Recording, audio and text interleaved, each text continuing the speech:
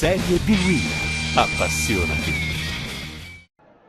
Amici ed amiche del Grande Calcio in Ascolto, buon pomeriggio e benvenuti da parte di Mario Castelli allo stadio Ezio Scida di Crotone, la 25esima giornata del campionato di Serie B-Win e quest'oggi va in scena una sfida importante in chiave salvezza per entrambe le squadre, con il Crotone di Massimo Drago che vuole sfruttare l'incrocio casalingo con l'ultima in classifica per allontanarsi dalla zona rossa, mentre il Grosseto, dopo la beffa di sabato scorso contro il Padova, ha un bisogno disperato di vincere per sperare ancora. Fischia l'avvio, può cominciare Crotone-Grosseto. Del Prete che poggia su Gabionetta, il miglior marcatore del Crotone, va a mettere la palla in mezzo, colpo di testa di Eramo. Giorgio invece batte direttamente in mezzo a cercare la testa da parte di Abruzzese, il palo colpito dal Crotone, grande occasione quindi per i padroni di casa, la prima della partita. Calderoni deve tornare indietro, il cross di Maiello, prova a girare di testa Eramo.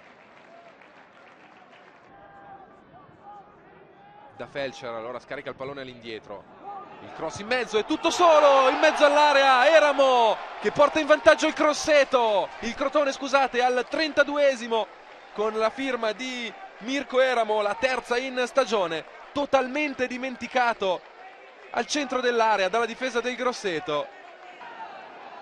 Adesso il Crotone parte in contropiede, palla a metà tra De Giorgio e Eramo che alla fine perdono un po' il tempo. Arriva De Giorgio sul pallone, il suo cross dall'altra parte è lunghissimo, c'era Gabionetta. Arriva il fischio di Manganiello, comincia il secondo tempo di Crotone-Grosseto. Adesso il pallone in profondità per Gabionetta, attenzione che può entrare in area. Gabionetta rientra su Felcher, perde il momento per la battuta a rete. Dalla difesa del Crotone, prova a rimanere lì la squadra maremmana con questo tiro da lontano di Crimi. Di Mancino che ora serve questo pallone per Piovaccari in area, Piovaccari e si divora una grandissima occasione Federico Piovaccari. Può partire Mancino, il cross in mezzo, allontana col pugni Caglioni, palla che era troppo indirizzata sul portiere, ancora il tiro, finisce fuori.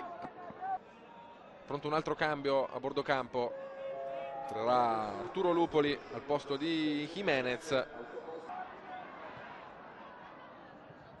Attenzione che adesso entra in area Maiello, sbaglia la conclusione, poi ribatte Maiello, è incredibile cosa ha sprecato il Crotone.